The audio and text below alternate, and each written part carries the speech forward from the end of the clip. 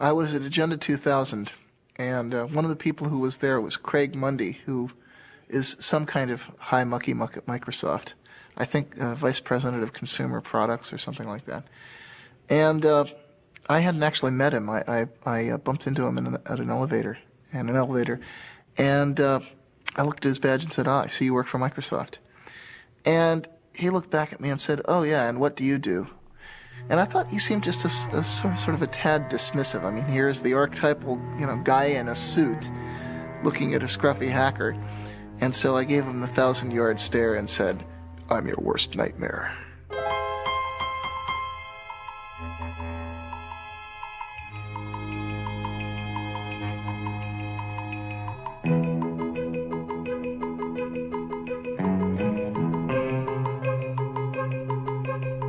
For most of its short but colorful history, the computer industry has been dominated by the Windows operating system. But that could soon change, as Windows faces a strong challenge from Linux. Silicon Valley has long been the place to develop new technology, start new companies, and get really rich. Now the Valley is the front line in a revolution fighting for that most politically incorrect of ideas, individual freedom. Day and night, a loose confederation of hackers and programmers zaps bits and pieces of computer code around the world as it builds the tools to set computer users free. Using open information and the free exchange of technology to achieve its goals, this revolution began in the 1980s with the free software movement and the GNU project, and now is most commonly associated with Linux and the open source movement. We do have one sector that is taking off today. It is the Linux-related sector. And I thought this might be a good opportunity to say, what is Linux? And I'll answer this question for you. Many of you probably already know, but there are 12 million users out there. A computer operating system developed by hundreds of programmers collaborating on the internet. A challenge to Microsoft Windows NT. Very popular for its speed. And so this is what the craze is about. To kind of explain what Linux is, you have to explain what an operating system is. And the thing about an operating system is that you're never ever supposed to see it, because nobody really uses an operating system. People use programs on their computer. And the only mission in life of an operating system is to help those programs run. So an operating system never does anything on its own. It's only waiting for the programs to ask for certain resources, or ask for a certain file on the disk, or ask for the programs to connect them to the outside world. And then the operating system steps in and tries to make it easy for people to write programs. Open source is a way for people to collaborate on software without being encumbered by all of the problems of intellectual property, having to negotiate contracts every time you buy a piece of software, have a lot of lawyers involved. In general, we just want to get the software to work, and we want to be able to have people contribute fixes to that, etc. So we sort of sacrifice some of the intellectual property rights and just let the whole world use the software. Before there could be Linux, there was Richard Stallman and the free software movement. I mean, think of Richard Stallman as the great philosopher, right? And think of me as the engineer. Richard Stallman is the founding father of the free software movement. Through his efforts to build the GNU operating system, he created the legal, philosophical, and technological foundation for the free software movement. Without these contributions, it's unlikely that Linux and open source would have evolved into their current forms today. I joined the MIT Artificial Intelligence Lab in 1971. I joined a thriving community of hackers, people who loved programming, loved exploring what they could do with computers, and they had developed a complete operating system entirely written there. And I became one of the team that continued to improve the operating system, adding new capabilities. That was my job, and I loved it. We all loved it. That's why we were doing it. And we called our system the incompatible time-sharing system, which is an example of the playful spirit which defines a hacker.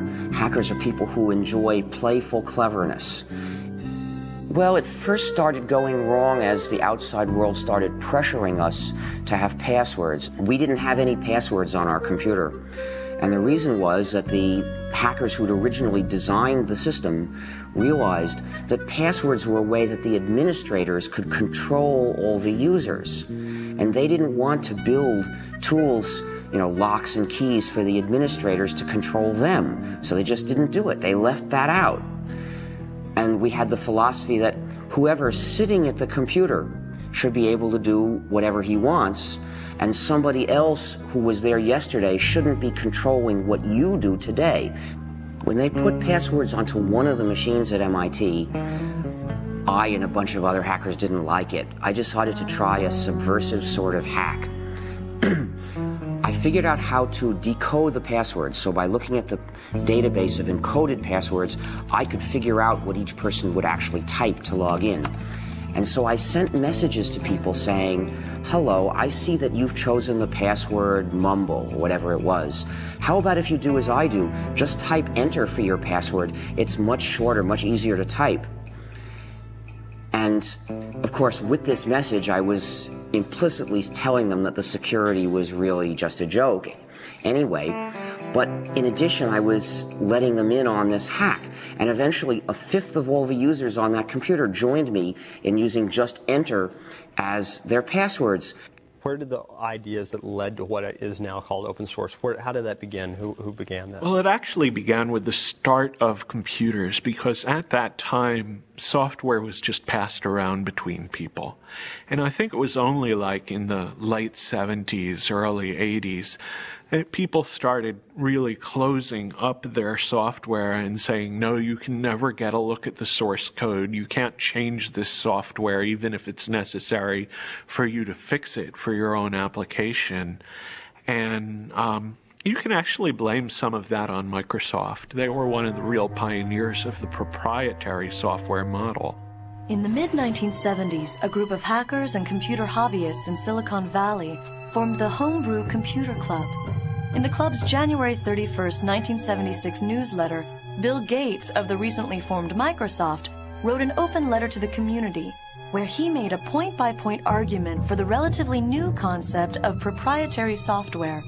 Up to that point, the practice of computer users had been to freely pass around software with not much thought given to its ownership. Known as an open letter to hobbyists, Bill Gates writes, "To me, the most critical thing in the hobby market right now is the lack of good software courses, books, and software itself. Without good software and an owner who understands programming, a hobby computer is wasted. Will quality software be written for the hobby market?" Gates goes on to write, "The feedback we have gotten from the hundreds of people who say they are using BASIC has all been positive.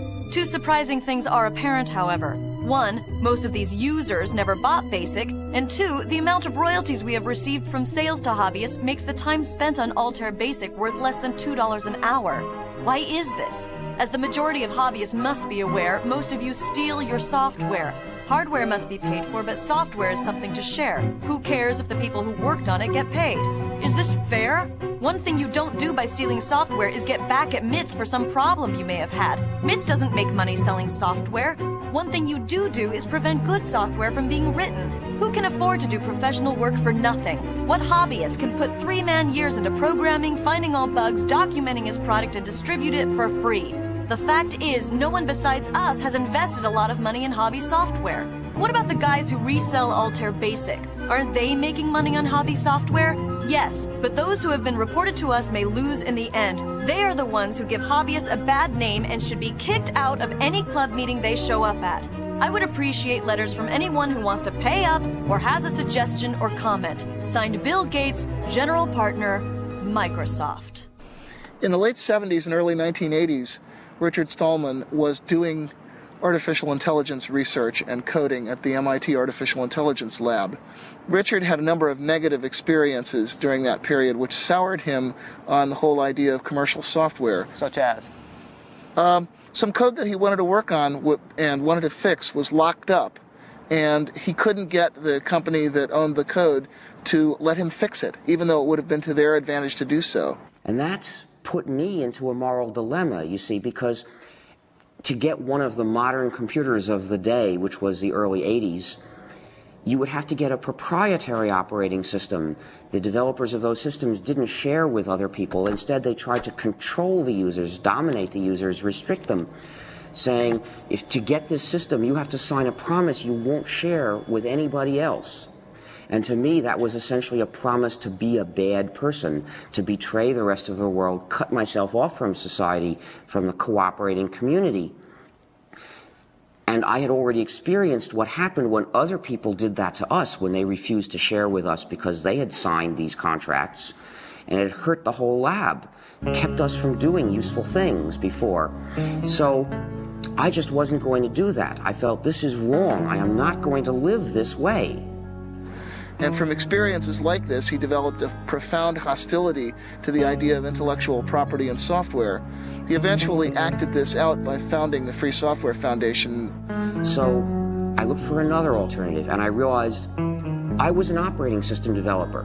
If I were to develop another operating system, and then as the author encourage everyone to share it, say, everyone, you come and get it, use this, form a new community, not only could I give myself a way to keep using computers without betraying other people, but I'd give it to everybody else too. Everybody would have a way out of that moral dilemma. And so I realized this was what I had to do with my life. I actually began the project in January of 1984. That's when I resigned from my job at MIT to start developing the GNU operating system. Now I should explain that the name GNU is a hack, because it's a recursive acronym. It stands for GNU's not Unix. You see, so the G in GNU stands for GNU. And what the name means is I was developing a system that was like the Unix operating system, but was not the Unix operating system. This was a different system. We would have to write it completely from scratch because Unix was proprietary. We were forbidden to share Unix. We couldn't use Unix. It was useless for a community. So we had to write a replacement for it. Throughout the 1980s, as Richard Stallman was building the GNU project, computer scientists from the University of California at Berkeley were developing their own free operating system. Known as Berkeley Unix, or BSD, it was based upon the Unix kernel which had been licensed from AT&T. However, due to legal problems with AT&T and fragmentation of the source code, hackers and other non-institutional users were slow to adopt it. Well, Unix consisted of a large number of separate programs that communicated with each other. So we just had to replace these programs one by one. So what I started doing was writing a replacement for one program, and then another, and then another, and then people started joining me because I published an announcement inviting other people to join me to help write these programs. And by around 1991, we had replaced practically all of them. What were some of the programs that you Well, we had to have a complete system, you need to have a kernel, which is the program that allocates resources to all the other programs. You need a compiler, which translates a program from readable source code that programmers can understand into numbers, mysterious numbers that the computer can actually run. You need other programs that go with the compiler to help do this job. You need a debugger. You need a text editor. You need text formatter. You need mailers. You need lots and lots of things. There are hundreds of programs in a Unix-like operating system. I saw Stallman's announcement. Actually, I met him in February of 1987. He came to give a 5-day tutorial on Emacs at our company. And during the day, he would explain new ways to think about Emacs and ways to extend and enhance it and to use the Emacs source code for better or worse. But in the evening, he was busily working on this compiler, and he had not yet released it to the public, so he was being a little bit careful about who got to see the source code. But I was very eager, and when he first announced it in June, I downloaded it immediately. I played with it. I got some pointers from him, and when I sent the source code back to him, he was very actually amazed at how quickly I was able to ramp up on his technology. Whenever we worked on something at Stanford or in the university, we would get, mostly at the time we were working off of machines from Digital Equipment or Sun, mostly Sun. Whenever we would get a Sun machine, the first thing we would do is we would spend literally days downloading GNU free software from the internet, building it and installing it on that Sun machine. The crucial thing about GNU is that it's free software. Now, free software refers not to price, but to freedom. So think of free speech, not free beer. The freedoms that I'm talking about are the freedoms to make changes if you want to, or hire somebody else to make changes for you if you're using the software for your business, to redistribute copies, to share with other people, and to make improvements and publish them so that other people can get the benefit of them too. Now, those are the freedoms that distinguish free software from non-free software. These are the freedoms that enable people to form a community. If you don't have all these freedoms, you're being divided and dominated by somebody. My first experience contributing to free software came in late 1989, early 1990. I was working as a graduate student at Stanford University on computer-aided design tools. One of the pieces I needed was a tool called a parser generator. Well, the Free Software Foundation under Richard Stallman had created a great tool called Bison. I needed a tool that worked with C++. Bison worked with C. I modified Bison to create something called Bison++. And it was a tremendous feeling of empowerment to be able to take a piece of software that was available and create what you needed in a very short piece of time by modifying it. I put it back on the internet, and I was amazed at the number of people that picked it up and started using it. In fact, I remember going to job interviews. I at various times considered just going out and getting a job, and I'd gone to a job interview, and I was talking with one of the people, and I started asking them about what tools they used, and they said, gee, we use Bison++, and I said, oh, I'm the author of Bison++. Free software generally does have a copyright, it does have an owner, and it has a license. It is not public domain. If we put the software in the public domain, somebody else would be able to make a little bit of changes and turn that into a proprietary software package, which means that the users would be running our software, but they wouldn't have freedom to cooperate and share. To prevent that, we use a technique called copyleft. The idea of copyleft is that it's copyright flipped over. And what we do is we say, this software is copyrighted, and we, the authors, give you permission to redistribute copies. So we give you permission to change it. We give you permission to add to it. But when you redistribute it, it has to be under these terms, no more and no less, so that whoever gets it from you also gets the freedom to cooperate with other people if he wants to. And then in this way, everywhere the software goes, the freedom goes too, and it becomes an inalienable right to cooperate with other people and form a community. And so what is that, the license? What is that? Well, copyleft being a general idea, in order to use it, you have to have a specific example. And the specific example we use for most GNU software packages is the GNU General Public License, a particular document in legalese which accomplishes this job. A lot of other people use that same license. For example, Linus Torvalds uses that license for Linux as well.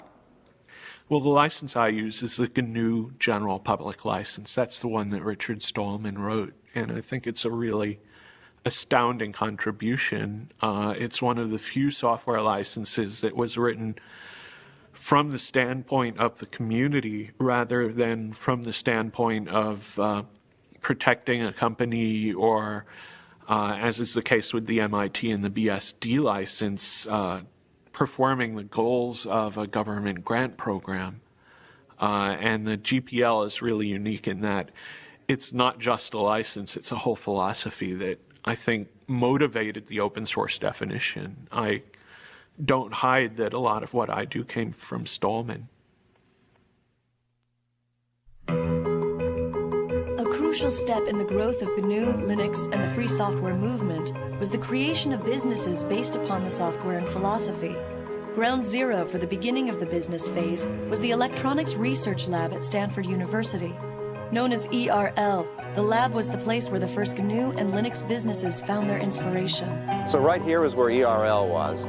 That would have been the entrance over there next to the Electrical Engineering McCullough building. So you walk in, you come in, you walk down the hallway down here, My office would have been about here, and then right across the hall from that was Michael Tieman's office. Michael Tieman took and started a company, Cygnus Software, but the idea was to sell consulting and services around the GNU free software. And, well, Michael's done very well with Cygnus. Well, I spent a lot of time working out how we were going to make money, and in the original GNU manifesto, which is the last chapter of the GNU Emacs manual, Stallman proposed a number of different possible ways to make money. From the beginning of the free software movement, I've had the idea that there's room in it for business to be done. One of the advantages of free software is that there's a free market for any kind of service or support. So if you are using software in your business and you want good support, you have a choice of people to go to for it. You have a choice of businesses that are in the business of providing you with support. So they're going to have to, in general, give you good support, or you'll go to somebody else. With proprietary software, support is a monopoly. There's one company, typically, that has the source code, and only they can give you support. So typically, you're at the mercy of a monopoly. That's the case, for example, with Microsoft. So no wonder the support is so bad. The benefits of free software were tremendous, but the cost of supporting it internally made managers very, very nervous. And so the fundamental idea I had was, if we could build a model that could deliver 2 to 4 times of support and hand-holding capability that an internal engineer could provide, and we could do it at 1/2 to 1/4 of the cost, that would meet the test of whether or not people would actually buy. And by about the fall of that year, we had all of the things worked out about who we needed on the technical team, what the terms of the sale would be, what the key price points were, and we actually received our incorporation in November of 1989. One of the most difficult things in starting our company was actually finding a name for it. I explained this to one of my friends. We were having difficulty, and he returned an email message that basically just had a bunch of words with the name GNU in it. And Cygnus was the one that looked least obnoxious and least obscene. I can say very clearly that Cygnus was the first business that specialized in free software. Cygnus supported free software, filled a very essential niche because we had this great software. You could get it for nothing, but you couldn't get support, and they made their money by charging for support. The GNU project started by building a toolkit of basic development tools such as a C compiler, a debugger, a text editor, and other necessary apparatus. And their intention was eventually to develop a kernel to sit underneath those and be the center of the operating system. By about 1990, they had successfully developed that toolkit, and it was in wide use on a great many variants of Unix, but there was still no free kernel. The kernel happened to be one of the last things we started to do, and we had started it not long before. And that's when Linus Torvalds came along. Linus or Linus? What's your preferred pronunciation? When I speak Swedish, it's Linus. When I speak Finnish, it's Linus. When I speak English, it's Linus. And I really don't care how people pronounce my name. But Linux is always Linux. He developed a kernel and got it working faster than we got ours working, and got it to work very nicely and solidly. His kernel is called Linux. The initial goal was my very personal goal, to be able to run a similar environment on my computer that I had grown used to at the university computers. And I could not find anything that suited me for that, right? So having been doing computers for all my life, basically, at that point I just decided that I'll do my own. Most of the inspiration early on came from Sun OS, which was what I was using at the university at the time. Which university? University of Helsinki in Finland. From 1991 to about 1993 was really, I guess, the infancy period of Linux. That was when it was still only alpha or beta quality. It was relatively unstable, although even then it was a good deal more stable than a lot of what are now called production operating systems. Linus used the traditional tried and true method of writing one program that does the job, and he got it to work quickly, in fact, faster than I would have thought was possible. The term for it is monolithic, which means that basically the OS itself is one entity, indivisible, while in a microkernel, the operating system kernel is actually just a collection of servers that do different things, and then they have a common protocol for doing communication between themselves. So why is it that if the GNU project had so much lead time, so to speak, doing this, why is it that he was able to kind of come in at the tail end, well, so to speak? We actually started the GNU herd not long before he started Linux. And as it happened, though, we chose a design that's a very advanced design in terms of the power it gives you, but also turns out to be very hard to debug.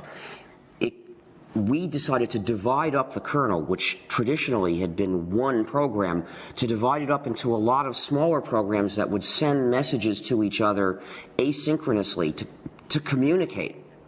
And the problem is that that style of programming has a great deal of potential for bugs, which are often very hard to figure out because they depend on does this program send this message before or after this one sends that message, and the result was it took us years to get the thing to work. What is Linux's relationship to the GNU project? Well, there's relationships to GNU on kind of multiple levels. One is just a philosophical level of thinking that making your source open is a good idea. When Linus developed the kernel, he wasn't doing it for the GNU project. He did it independently. And he released it independently, and we didn't know about it. But some of the people who did know about it decided to look for what else they could find to put together with that kernel to make a whole system. And they looked around, and lo and behold, everything they needed was already available. What good fortune, they thought, but actually there was no chance about it. They had found all the pieces of the GNU system, which was missing just the kernel. So when they put all that together, really they were fitting Linux into the gap in the GNU system, but they didn't know that. There's a lot of these programs done by the Free Software Foundation and done by other people like Linux, and there's a symbiosis between Linux and the programs, so that the programs run on Linux and at the same time, and they take advantage of Linux as a platform, while Linux takes advantage of the programs by just being able to use them. What programs? For the main one is actually the GNU C compiler, which without a C compiler it would not have been possible to make Linux or most of the open programs available. Linux uses the GPL, and I agree with the kind of philosophy behind the GPL. That said, the GPL itself is not a very pretty document, which is probably just because no lawyers can ever be very pretty.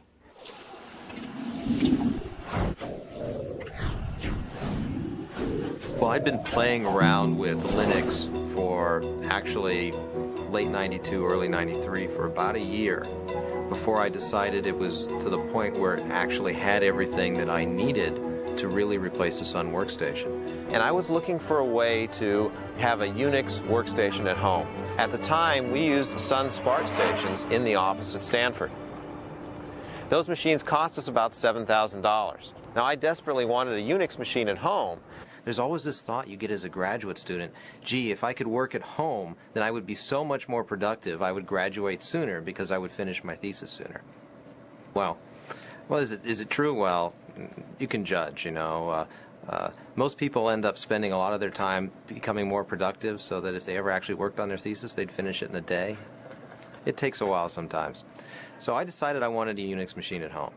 And I went out there and was able to use Linux together with a PC. For about $2,000, I put together a system that was 1.5 to 2 times faster than that $7,000 Sun Spark station.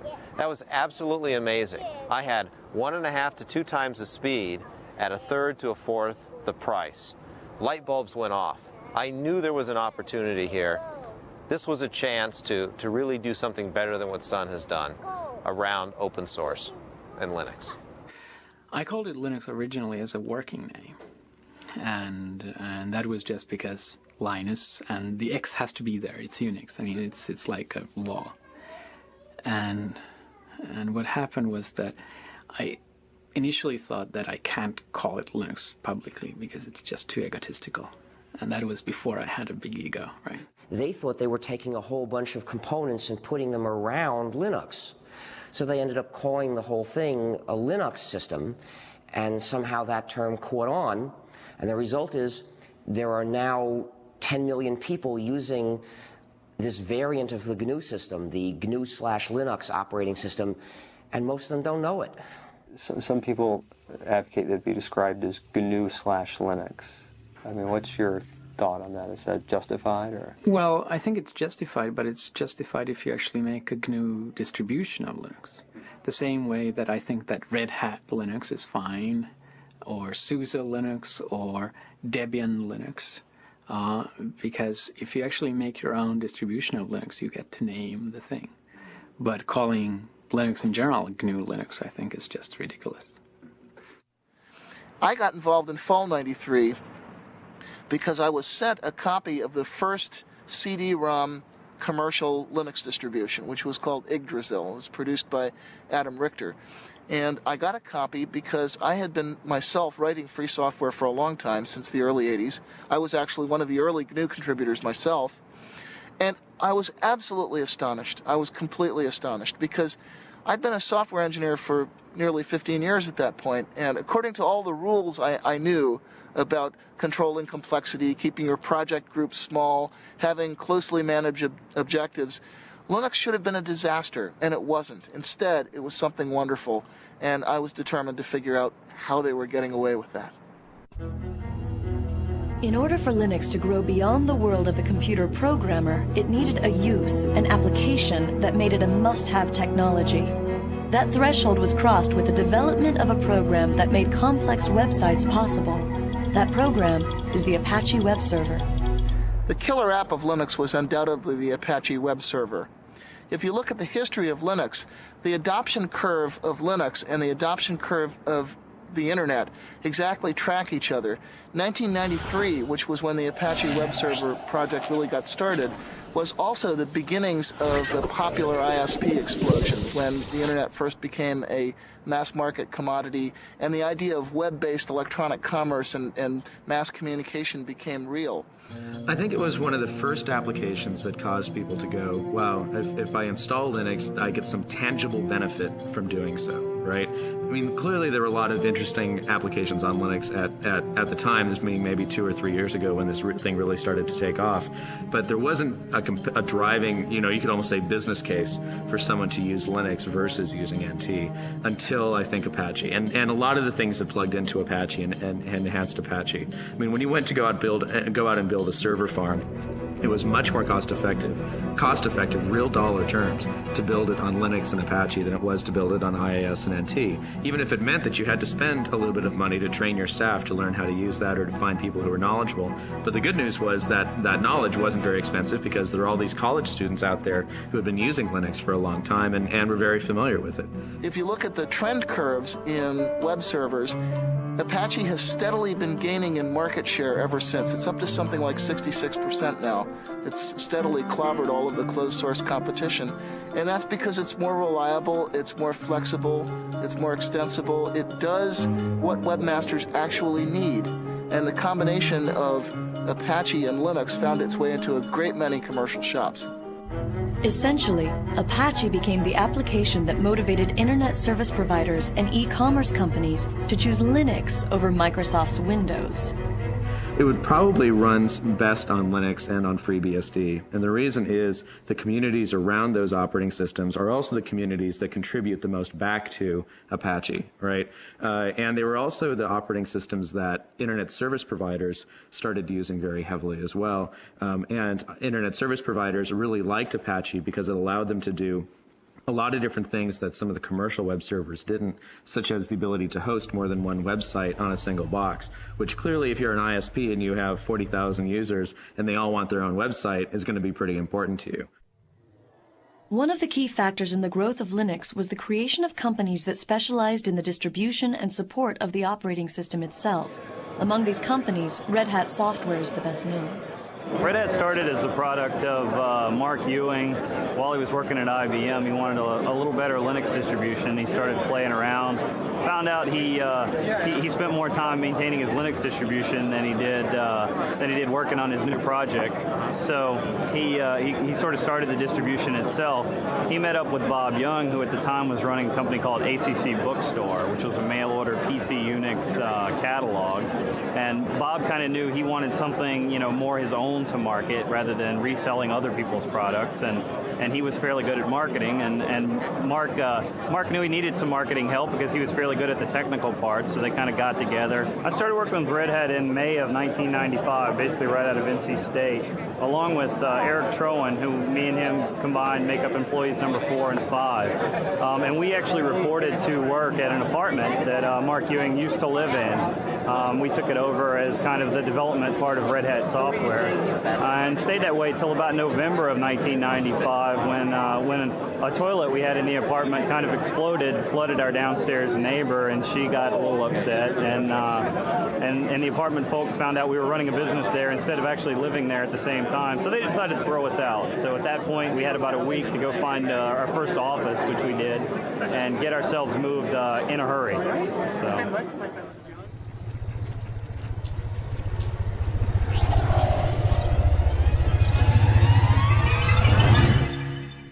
We started going in, again, 95 or so to the venture capital firms, saying, there's something happening here. There's a great business opportunity to build the next Sun for open source. Well, the venture capitalists looked at this and said, gee, you're selling systems, the software is free, this is kind of scary. We're not sure that we want to put money in. And by the way, we funded other systems companies, and it hasn't really panned out. We're scared. I came to the U.S. about 3 years ago, and the reason really was that I'd been spending like 6 or 7 years at Helsinki University and decided that it was time to see the real world and not just university life. Especially this area had a lot of the most interesting work being done. So I just decided that let's try to move halfway across the world and give this a try, and it's turned out pretty well. Do you see this as temporary or long-term? Well, we saw it as temporary at first, and I think it's certainly looking like it's turning long-term. Our youngest daughter is both a US and a Finnish citizen because she was born here, and the older one is speaking both Swedish and English, so.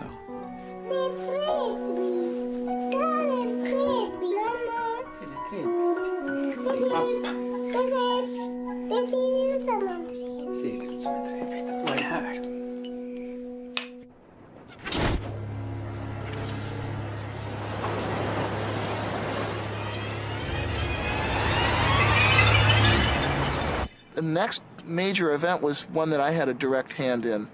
I wrote a paper called The Cathedral and the Bazaar, which was my observations, my anthropological analysis of what it was that made the open source world work. We didn't call it that then. We're still using the term free software primarily. So it was my observation of what made the free software world work and why we were able to produce extremely high quality software in spite of constantly violating all of the standard rules of software engineering. In that paper, I was setting up a contrast between two different styles of development, two opposed styles of development.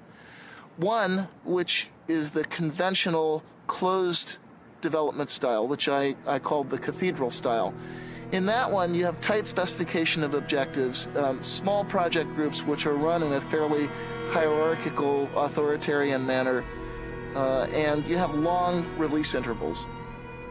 On the other hand, what I identified as happening in the Linux world was a much more peer-to-peer, decentralized market or bazaar-like style in which you have very short release intervals and constant solicitation of feedback from people who are formally outside the project, a very intense peer review process. And the startling thing was that the more I looked at this, the more it seemed that trading away all the supposed advantages of conventional closed development for that one single advantage of massive independent peer review actually seemed to win, actually seemed to get you good results. The reason Netscape is important is that they were the first large company to participate in open source. We had Cygnus providing support, but we didn't really have much business. And Netscape went to open source essentially as a way to fight Microsoft, which was giving away Internet Explorer, but not letting anyone else have the source code, not letting companies collaborate.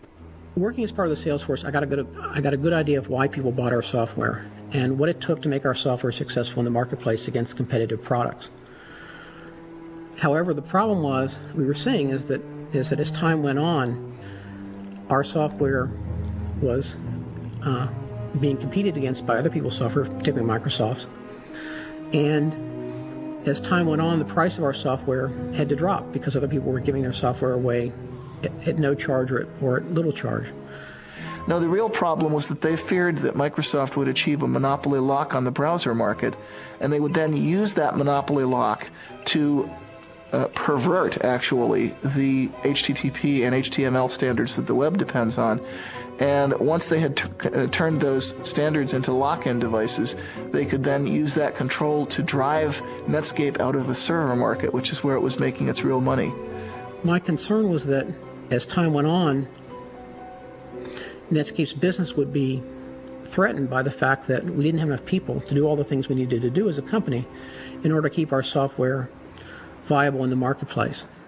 The Netscape release happened in early 1998, and I was told later, I had no idea at the time, that it came about as a direct result of the right people having read The Cathedral and the Bazaar.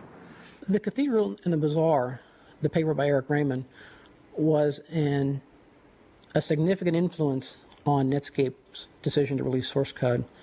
Came as a complete shock to me. I wasn't really ready for the thought that I was changing the world, even by accident. However, it was not by any means the only influence on that decision, and not necessarily the most important one when all is said and done.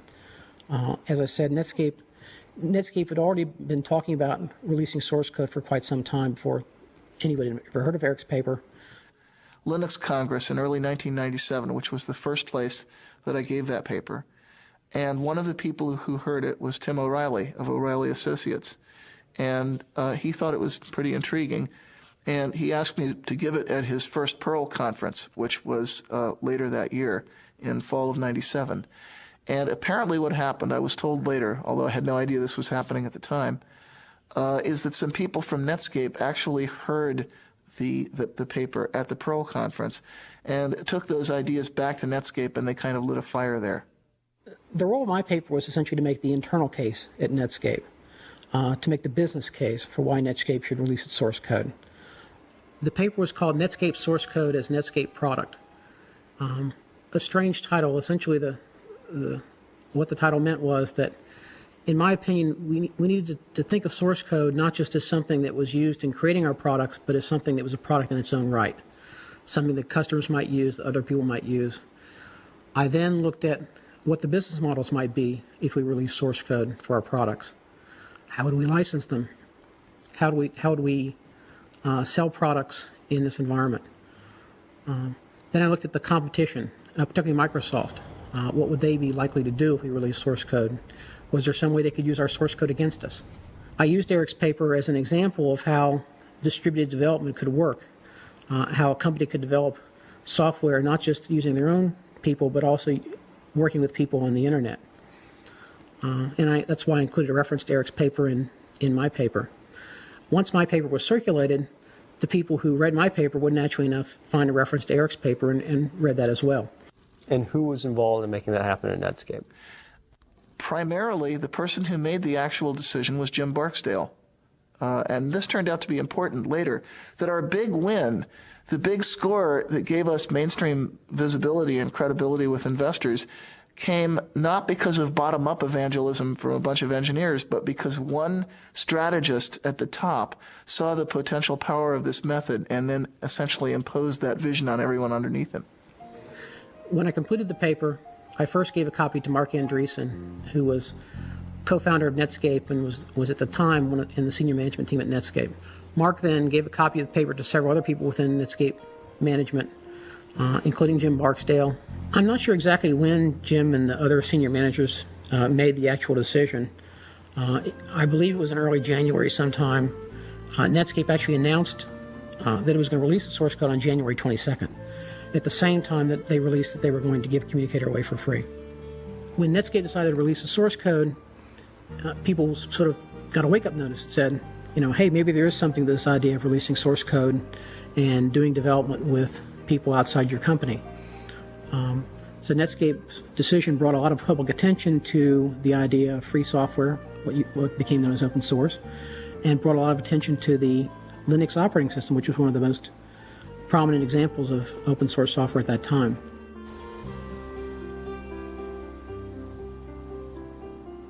This is our first office, Mountain View, California. We moved here in early 1995. This is 4,000 square feet. It was an incredible leap of faith for us to move out and take the company to our own office. Now, what's really important about this place is that this is the office where the term open source was invented. If you walk into an executive's office and you say, free software, okay, if you're lucky, the response you'll get is something like, free software must be cheap, shoddy, worthless. And if you're not lucky, it has associations with the Free Software Foundation's wholesale attack on intellectual property rights, which, regardless of what you think about the ethics of that, it's lousy marketing. It's not something that businesses want to hear. So Eric Raymond knew that there was a problem. We'd been calling this free software, but people took the term free and associated with free of charge. They thought that you couldn't make money or you couldn't sell, which is exactly the wrong concept. We wanted to get across the idea that the software was open and that the source code was available. Very important pieces. We had this meeting at the VA offices in Mountain View where Eric, myself, and Christine Peterson from the Forsyth Institute joined us, as well as several other people. Christine Peterson was there by phone. John Mad Dog Hull was also there by phone. A guy named Todd Anderson, who later worked for SUSE for a while, was there. Sam Achman, who now runs Penguin Computing, was there. He was an employee of VA at the time. Well, we came up with the concept of open source. We called Linus, in fact, and asked Linus if he liked it. He was interested. He liked it. Eventually, we came up with something that replaced free software. So that was the beginning of open source. How did you choose the words open source? Do you remember? You know, I think Christine Peterson was the person who really came up with the idea. We wanted, again, the idea that the source code was out there and it was open. There weren't many choices. Well, since the first three recipients have spoken for the open source movement, I think I should speak about the free software movement. The open source movement focuses on practical advantages that you can get by having a community of users who can cooperate on interchanging and improving software. I agree completely with the points they make about that. The reason why my views are different, why I am in the free software movement rather than the open source movement, is that I believe there's something more important at stake, that freedom to cooperate with other people, freedom to have a community is important for our quality of life. It's important for having a good society that we can live in, and that is, in my view, even more important than having powerful and reliable software. But I think some of the people in the free software camp are a little scared by the commercialization. And, you know, of course, a rebel is put off by success. I think that commercialization is very important. We want to mainstream this software. And I work with Richard Stallman, who's the gray-haired man of free software, on a regular basis, and I don't feel I have any philosophical differences. Me as author of the open source definition, and he is originator of free software as an organized thing, except for one thing. Richard wants all software to be free, and I think that free software and non-free software should coexist. That's the only difference we have. we decided early on that what we needed a definition. We needed a kind of meta license to define the term open source. And what we came up with is a document called the Open Source Definition. It's derived from the Debian Free Software Guidelines that were originally written by Bruce Perens. I had written the original draft of that, discussed it for a month with the Debian developers. Debian is a Linux distribution, and made it their project policy. And Eric and I decided to relabel what we'd written for Debian as the open source definition, and to say open source is software that gives you a list of 9 rights, which is in the open source definition. The first right is free redistribution. This doesn't mean free as in no price, it means liberty. You have to be free to redistribute your software to someone else, and actually no price is a side effect. You can charge for that redistribution or not. It has to come with source code so that someone can maintain a program. If they go from a PC to a Mac, for example, they can change the software. Derived works have to be possible. If someone has to improve your program, they should be able to distribute the result.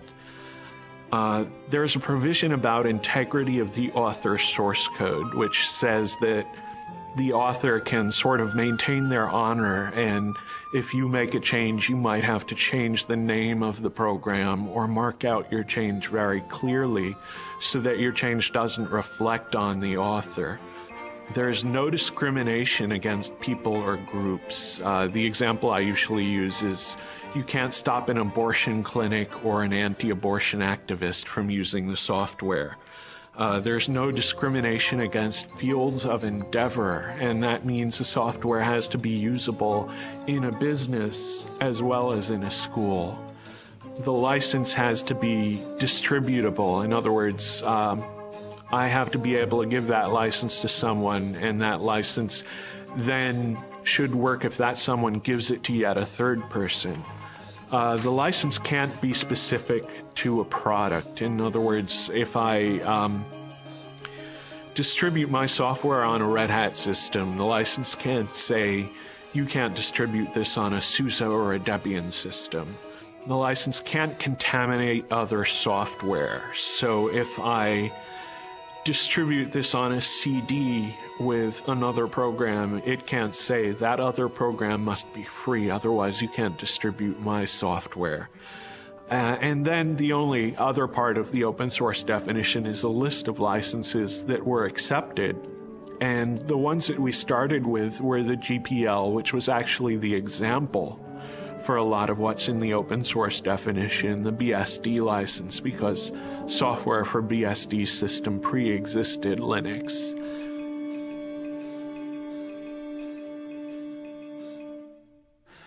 I think the next moment that I thought was really pivotal was when the database vendors flipped over, which happened about 3 months sooner than I expected it to. It actually happened in late July, early August.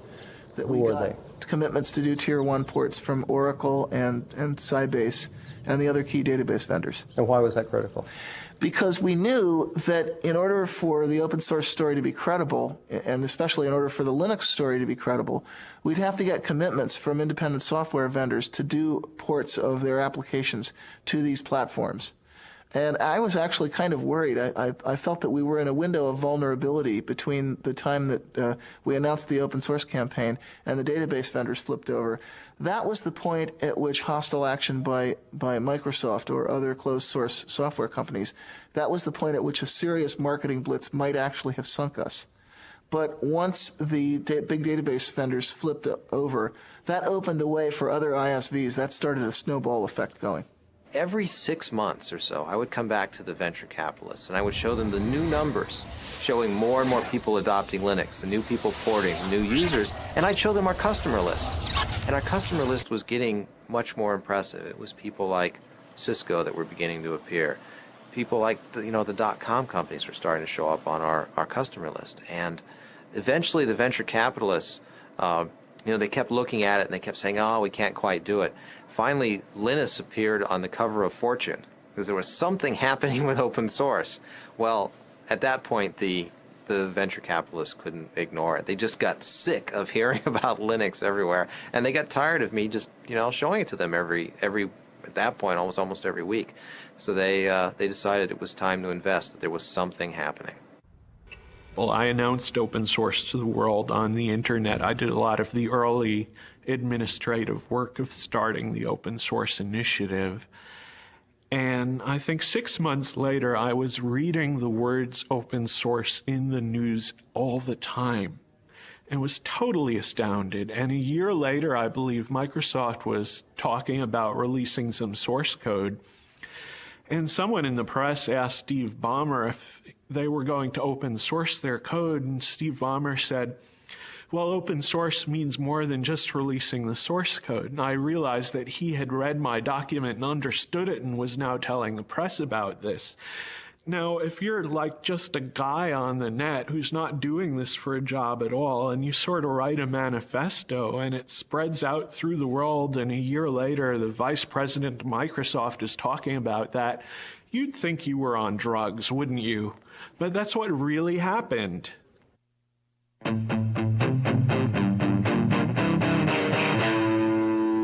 The local user groups tend to be more an issue of building a social network, especially getting people familiarized with the issues, also just acting as a kind of support network for people who do not, for example, have the ability to pay for a commercial support network.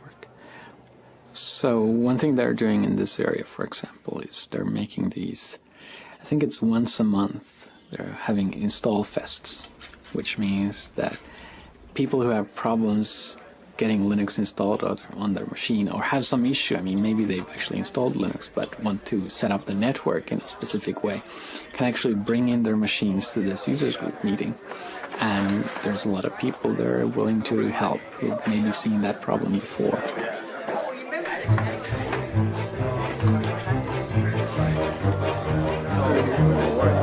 So the card that only connects locally, go back to this thing. Well, actually things aren't going so well. I tried it earlier myself. I had problems, and so I came to this install fest where all the gurus abound. Hopefully I'll have better luck getting it in. Instead of sending emails or writing to news groups on the internet and waiting several days for the answer, sometimes it's easy to come here and find other people who might know about your problem and may be able to help you. And hopefully within a few hours you have your machine installed. Originally I wanted to install on my larger laptop, and so I just did a search on the net and found where there were resources to get help. And I'm here today because I'm trying to put Linux on this little guy right here, which is a Toshiba Libretto. And it's not the easiest thing in the world to do because it's a weird piece of hardware. So, are there any chairs around here?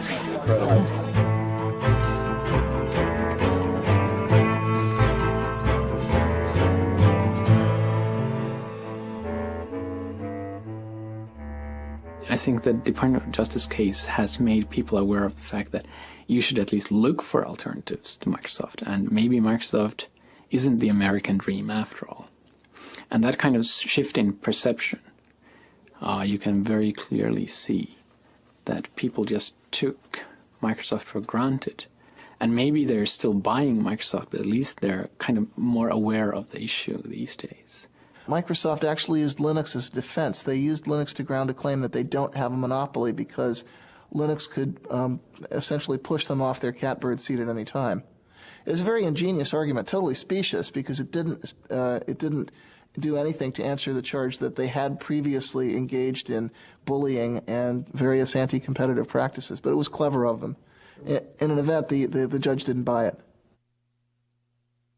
Well, ordinarily we in the Linux community are rather wary about letting Microsoft become the issue, but there was a Slashdot article about December of '98 where a fellow named Matt at the Noodle had pointed out that a gentleman in Australia had managed to receive a refund for the unused copy of Windows that came with his computer. So he declared the 19th of January, was it January? No, it's February. It's February, I'm sorry. The 19th of February, he declared the 19th of February Windows Refund Day, and he encouraged everyone to go to their computer manufacturers and return their unused copies of Windows as it was specified in the Windows End User License Agreement. Yeah, it's important to remember that in the license itself it says that you can receive a refund if you don't use the software, and that the manufacturer is bound by law to do this, or at least bound by contract. And we found that, you know, if you called up these manufacturers, they basically said, "It's stop bothering me, kid," and hung up on you. We didn't really want to sort of give out the location of where we were going to meet until, you know, at the very last second. So what we did is we had people meet at places that we could control in the different towns around here. So I was the San Jose marshal, and I believe, Nick, you were the San Francisco? Rick Moen and I did San Francisco. Right. Yeah. And so we had maps there, and we handed them off to everybody who was coming. Well, we actually met at a Denny's that's just outside the Foster City limits, Foster City limits, which meant also that it was just outside the Foster City police jurisdiction, which meant that any incidents that happened at the meeting point happened in the jurisdiction of San Mateo, and if they told us to get lost, we'd say, fine, we're going to Foster City, bye. It's sort of the Dukes of Hazzard method of avoiding the cops, so. Well, actually, we marched on the other side of this building. We marched around and up onto the parking structure that's up there. And that's where Microsoft had a reception laid out for us with drinks and a big sign that said, you know, Microsoft welcomes the open source community. And the local news cameras got shots of Eric Raymond and the Microsoft representative. The Microsoft story seemed to mostly be that this was not an issue for Microsoft, but rather from the OEMs. So we all needed to go back to our computer manufacturers and try yet again to try and get a refund from them. We responded to them saying, you know, we've tried that, it's not possible. We need Microsoft to take action at this point. And they just repeated the tagline over and over again. You need to go to the OEMs, the manufacturers, and get your refunds there. We had about 150 people, probably about half of which had signs and such, so. Well, we ended up actually right in this courtyard here. Basically, we originally gathered outside. Various people sent groups in. People from the FreeBSD camp sent a couple folks in. We had Eric Raymond and Chris actually tried to go up eventually. And, they had blocked the elevators off to us. Where were their offices? Their offices are right up here on the 9th floor. We got some really nice press out of it. And we think as a result, Toshiba made it possible for you to buy laptops without the operating system on it. So it's a small victory, but well, and even now, companies such as IBM and a lot of other computer manufacturers are allowing you now to buy machines that don't have Windows on them.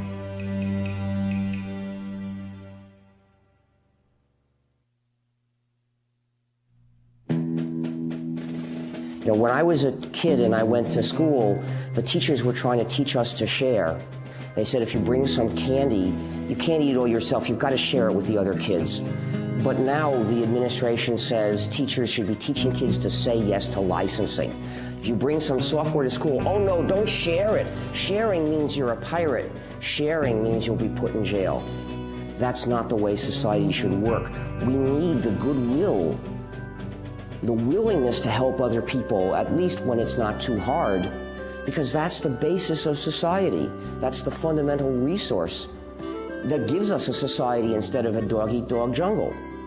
So what about people that say that if you have rampant piracy, it will eliminate the profit motive, and then in the creative works, software will not be? Well, they're wrong on both counts. For one thing, people are making a profit from developing free software, but for another, the freedom to have a community is more important. People that casually look at open source free software and think, well, because you're supposed to share and do it for people's goodwill, doesn't that seem somewhat communist? What's your response? Absolute nonsense. It makes me really angry when people do that. Well, back in 1989, actually, communism would have been a compliment. The word that people were using at that time was crazy. I wanted them to use capitalism. Communism is an ideology that forces people to share. If you don't share, you get thrown in jail or killed. In 1990, we got a visit from a director of an institute in Moscow University. And actually, I saw him in Helsinki just 2 weeks ago. But in any event, he came by, and Richard Stallman had suggested that he visit Cygnus because he was interested in understanding how the free software model might apply to stimulating entrepreneurial innovation in Russia, of all places. And we had been kind of secretive about our business plan because we weren't really sure that it was going to work, and we didn't want to look too stupid if it failed. But I was very, very open with him, and the more I told him, the more he started shaking his head like this. And I finally said, what's wrong? And he said, this sounds too much like communism to be successful in Russia. You go to a gulag and end up in a mass grave with a bullet in the back of your head. Open source is not communism because it doesn't force people. Karl Marx did not invent helping your neighbor. It's not communist to have a commons. A commons existed long before communism as a philosophy of government. There are many commons in our lives. For example, we drive on the highway, something that is maintained for our common good. Actually, labeling our business model means that it misses the point a little bit. Whether it's communist or whether it's capitalist, the label doesn't matter. The real question is, how much value can you deliver? How scalable is the business? What kind of problems, what kind of rate of innovation can you sustain? And then however you want to label that is really up to you.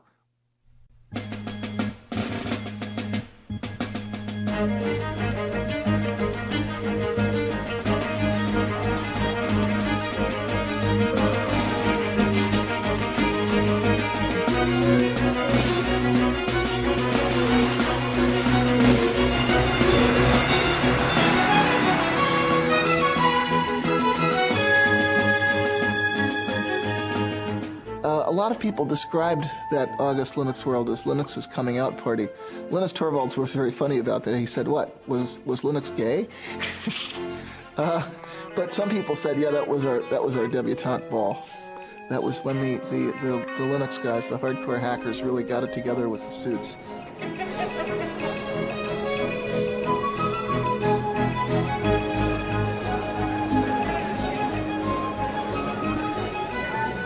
At 3 p.m. on August 10th, 1999, Linus Torvalds delivered the keynote address at Linux World.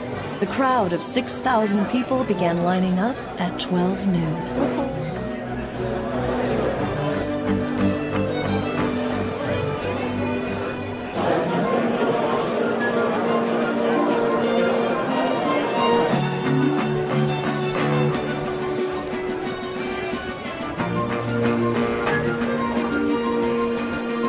Gentlemen, please welcome Larry Augustine, Linux World Conference Chair and President and CEO of VA Linux Systems.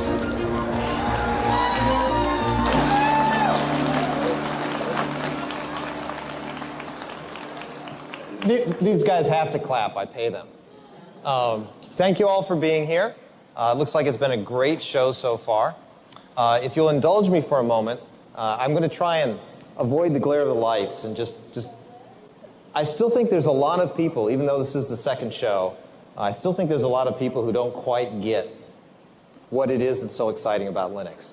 There's this great show going on next door, there's huge exhibits and everything, but it's the people out here that are the real contributors, not those companies. The person on next, I know you all know, so I don't have to give anything in the way of introduction. Ladies and gentlemen, I give you Linus Torvalds. Linus.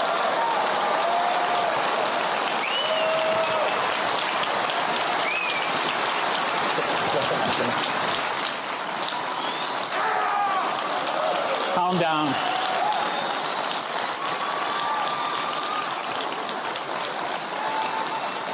Calm down. Say yes. I don't want to just give one of my normal talks because I find them boring. Probably by now most of you find them boring too because you've heard them like 10 times. But after the technical update, we'll actually try whether we can do a questions and answers session with 5,000 people or how many of you there are there. And it may not actually work out. because one of the 5,000 people is really loud. The one thing I will do, which I always do in all my talks, is the gratitude thing. I want to kind of acknowledge the fact that I've obviously not been alone in doing Linux.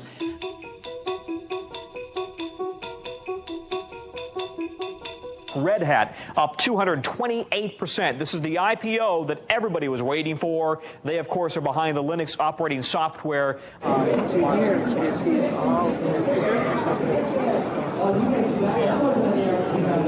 RHAT. I know what it is. All I've gotten today are comments about what the stock price is all morning. You know, is it 41? Was it 42? Was it 47? It was at 53? Is it 51? Every machine, as far as I can tell, on the show floor is pointed to their E-Trade accounts and their broker accounts. They know the Red Hat price. I can't believe it. 46. I just heard 53. Oh boy! Hang on, I didn't buy any. You didn't buy?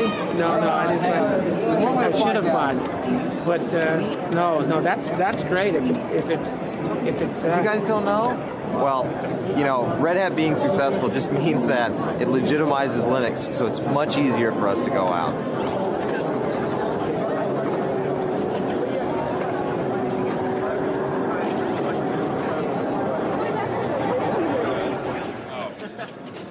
Yeah, our made-for-digital homoerotic adventure games. The government confiscated that one. Yeah. It's kind of been a little bit divided. You've got a lot of people that are pretty hardcore, and they're kind of offended by that, you know, because they've worked really hard and they're not really getting maybe their fair share out of that. Some people do get ticked, and you know the thing that you see that on a lot of mailing lists or on Slashdot. You know, you'll read, this guy is really mad because he didn't get a chance to didn't get a chance to get stock from Red Hat. He didn't get a chance to get a job from this other company, you know. But the kind of the shocking secret there is that most of the really hardcore guys, you know, they don't care so much. The guys that are kind of really down in the trenches, they're writing this code because they need this code. If we could invite Richard Stallman, who's the founder of the Free Software Association, and Tim Ney, who's the managing director. There we go. Here it is. Richard, I saw you playing your recorder in Paris at that Linux conference, but I didn't have an audio track. So would you get them to add audio to their video downstream next time? I don't have any control over that. Unfortunately, those things can only be done with non-free software. Okay. All right. We'll give you the award. And before you say a word, we'll have Tim and yourself hold up a little representation of the contribution towards the Free Software Association. So, very ironic things have happened, but nothing to match this. Giving the Linus Torvalds Award to the Free Software Foundation is sort of like giving the Han Solo Award to the Rebel Fleet. You see, some of you may not realize how far that analogy goes. But actually, let me tell you how we got here. See, what happened is, 15 years ago, if you wanted to use a computer, the only way you could do it was with proprietary software that divides and subjugates the users.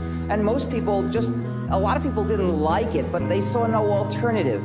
But some of us were determined to make an alternative, and we said we're going to develop a free operating system, a free software operating system that will give users the chance to have freedom while they use their computers. Now, a lot of people said, well, it's a nice idea, but it's so hard, we'll never get it done, so I don't want to participate. I don't believe you can ever get it done. But luckily, not everybody said that. And clearly, we knew we would eventually get the kernel done. But as it happens, somebody else did a better kernel before we did. Now, in the old days, we had an overall strategy for calling people's attention to the importance of freedom, to the freedom that they can have or not have when they use a computer. Well, what can we do about it? As far as I can tell, the only workable way of trying to change this and make that strategy work again is to spread the word that the operating system you're using is actually the GNU system, somewhat modified, of course. And when people know this, they'll take a look at the reasons we developed this system, they'll think about these issues, and some of them will decide they agree. So I ask people, please tell people this is the GNU system. It's the combination of GNU and Linux, so we can call it GNU/Linux.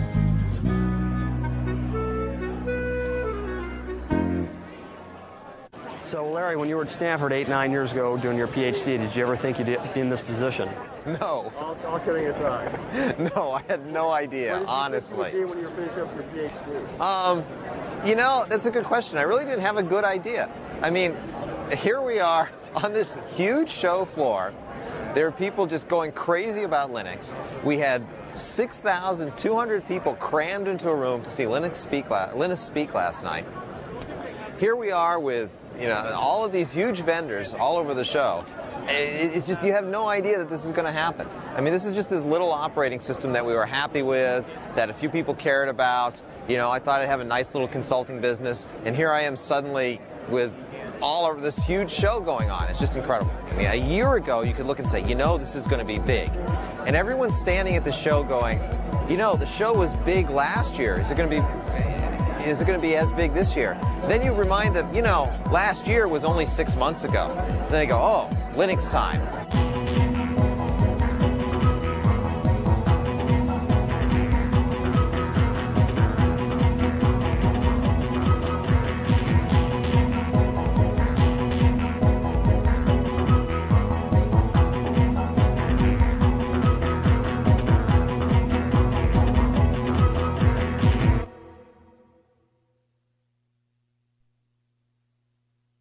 So leading up to the IPO, we had arrived actually in San Diego on Tuesday night. We spent Wednesday morning meeting investors in San Diego. We flew up to San Francisco, spent Wednesday afternoon meeting investment firms in San Francisco. Then on the Thursday morning of the IPO was when our stock would be traded publicly. So it was nice that we had ended the tour in San Francisco, because we could go to the Credit Suisse trading desk the next morning to watch the public offering. And in San Francisco, being close enough to the company and to our families, we could invite people up to actually join us in the first trade. So I invited my wife, and we invited Linus and Tova and a number of other friends and people who worked in the company to join us. Whenever we invite Linus and Tova, they have 2 young children, and I have a daughter, Andrea, and we always bring the kids along. So we went into the Credit Suisse trading floor with all these traders, and there are these 3-year-old kids running around and chasing each other around the show around the trading floor. So Linus and I walked in, and we walked up into the trading floor, and everyone was very excited, and we kept asking them, well, how's it going? Are things going okay? And they said, oh, we're really excited. We think things are going well. We don't want to say, you know, we don't want to jinx anything. We walked in, there was a big screen TV showing CNBC, and it was amazing to us, but the theme for the day was Linux. Now, we have an IPO that's going to go today, and when I mean go, it is going to go. The estimates I'm hearing are staggering, but watch VA Linux Systems. It goes at 1240 today. The symbol is LNUX, a provider of large-scale computer service and workstations specially designed for the Linux operating system. The original range on this IPO was $11 to $13, then $21 to $23, then $28 to $30, priced at $30. And the estimates I'm hearing, I don't want to repeat because I don't have a confirmation, but if they're true, they will blow your mind when this stock takes off at 1240. I turned to Linus and I said, gee, did you ever think, you know, you'd walk in here someday and Linux would be the theme on CNBC? And you know, Linus in his joking way said, oh, absolutely. So we walk in and they show us the buy and sell orders coming in, and it's incredible. We're seeing numbers like $320, $340 a share. And I'm just in complete shock. You know, this is over 10 times where we priced the offering. It was incredible. And I remember Linus just kind of sort of patting me on the back and saying, just, you know, relax. And it was pretty exciting to see that. It was just amazing. We were stunned. We were lucky that we were able to get back to the offices. We'd been in San Francisco, so we could come back to VA's offices to see everyone in the office for the IPO. We got back, we had, everyone was obviously very excited. The IPO had done just tremendously well. We had a little party that we put together. It was interesting, while we were celebrating, though, there were plenty of people that were still trying to work. I recall cries of, "Be quiet, we're on the phone, we're working," as we went into the offices. One of the things I did was I gave the roadshow presentation for the employees back at the office so they could have an idea of what we'd been telling investors and understand exactly what we'd put together for them. But again, the story of the day is VA Linux now up 766% to $235 to $265. Sue, the best performing IPO ever. Here it goes. Sycamore Networks was priced at $38, surged to $270. This has just beat it. And by the way, so how do you feel about potentially billions of dollars of wealth being created from your creation, but you're not necessarily directly cashing out? So if I hadn't made Linux available, I mean, I wouldn't have gotten any money that way either. So I mean, it's a win-win situation. Just the fact that there are a lot of commercial companies means that there are a lot of Linux people who used to work on Linux kind of on the side. And now they get paid for doing what they wanted to do. And that helps me in the sense that I wanted them to work on Linux anyway.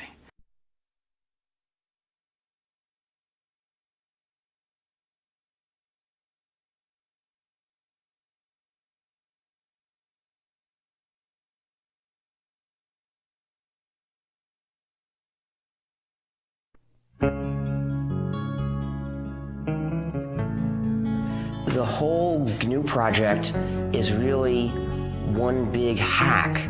It's one big act of subversive, playful cleverness to change society for the better, because I'm only interested in changing it for the better, but in a clever way. Hi, we're the GNU Stallmans, and this is the free software song. Join us now and share the software. You'll be free, hackers, you'll be free.